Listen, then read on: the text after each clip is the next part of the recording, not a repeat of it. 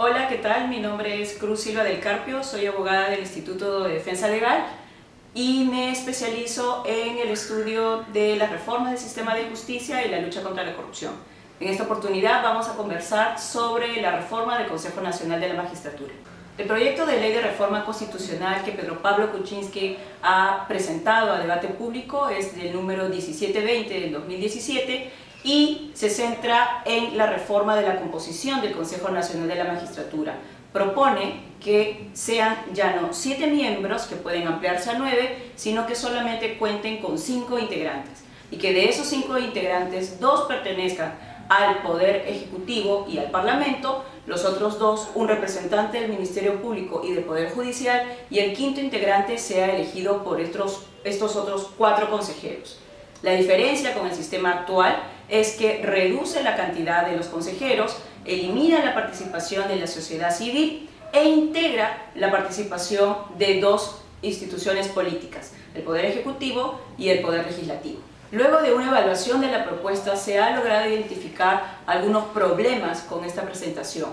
En primer lugar es que la integración de 2 integrantes del Poder Político, uno del Parlamento y uno del Poder Ejecutivo, abre a la composición del Consejo Nacional de la Magistratura a una presunta politización. Esta fórmula de participación del poder político ya se ha tenido previamente en la Constitución de 1979 y se evidenció que lamentablemente tuvo problemas para la independencia del sistema de justicia. El peligro de la politización es algo que diversas plataformas ya han advertido de la presente propuesta.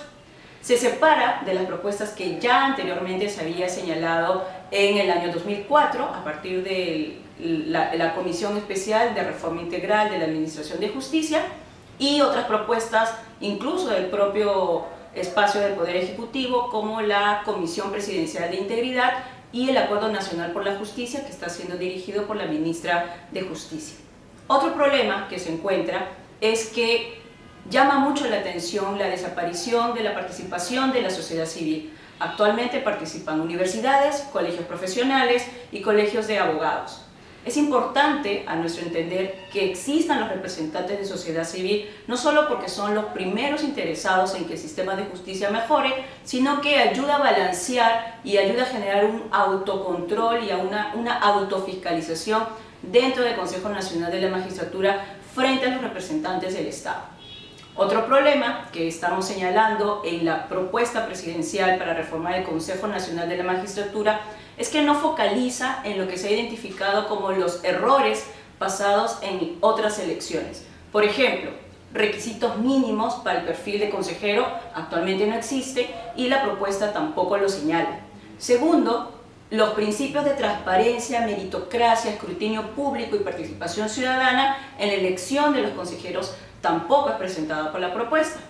Y tercero, se cree también que sería interesante que la integración pueda convocar a nuevos grupos representativos de la sociedad, como por ejemplo los pueblos originarios, y que sería muy importante que de una vez los representantes de los trabajadores y de los empresarios puedan participar efectivamente en la composición. La función de los 3 poderes del Estado en un sistema democrático ciertamente es importante porque ayuda a hacer un accountability entre estos poderes y un balance de poderes.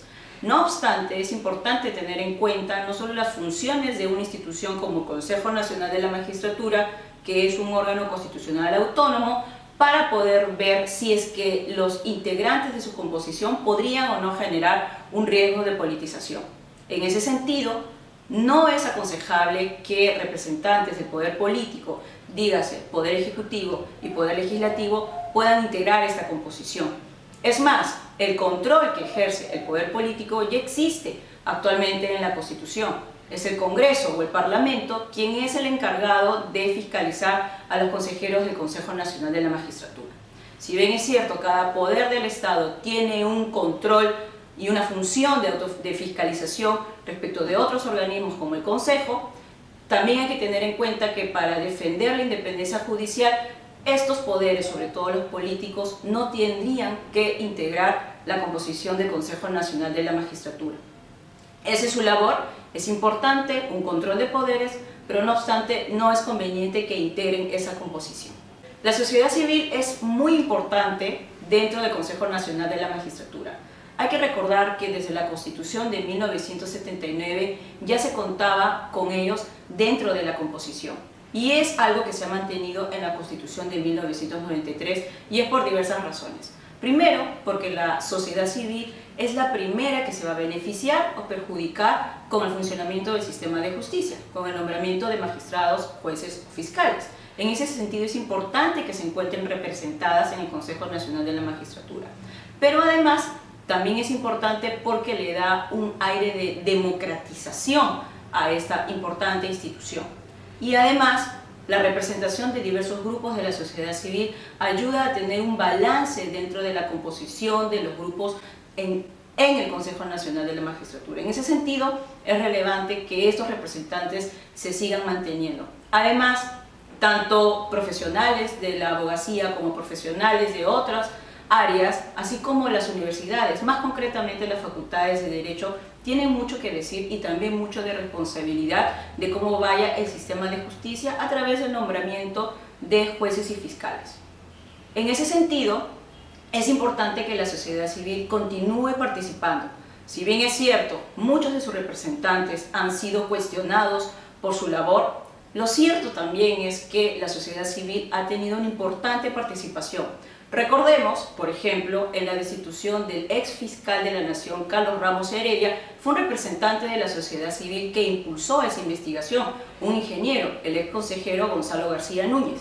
Asimismo, fue de parte del representante de los ingenieros quien promovió la no ratificación del ex juez supremo Robinson González, relacionado con el caso Orellana. En ese sentido, es muy importante la participación de los integrantes de la sociedad civil dentro del Consejo. Y si bien es cierto, hay algunos errores, también es cierto que los controles han funcionado. Por ejemplo, el representante de enfermeros, Efraín Anaya Cárdenas, en su oportunidad pudo ser removido del cargo a partir del artículo 157 de la Constitución. Y el ex consejero, Alfredo Quispe Pariora, también ha podido ser retirado del cargo luego de una fiscalización por parte de la propia sociedad civil. En ese sentido, es importante seguir participando con la sociedad civil en el Consejo Nacional de la Magistratura, si bien es cierto, ajustando algunos problemas, pero mantener su participación que hace mucho más democrática y representativa esta institución. Como hemos visto, ante todos estos problemas, lo que se está proponiendo son serios ajustes a la actual composición del Consejo Nacional de la Magistratura. Por ejemplo, en la representación del Poder Judicial, que ya no solo voten los magistrados supremos, sino que se amplíe la votación a todos los jueces titulares, lo que democratiza la elección. Igual para el Ministerio Público. En el caso de las facultades de Derecho, por ejemplo, representantes de las universidades, lo que se plantea es de que ya no vote solo el rector, sino los consejos universitarios, previo filtro de los decanos de las facultades para ver si es que los postulantes, profesores de Derecho, cumplen con los requisitos del perfil.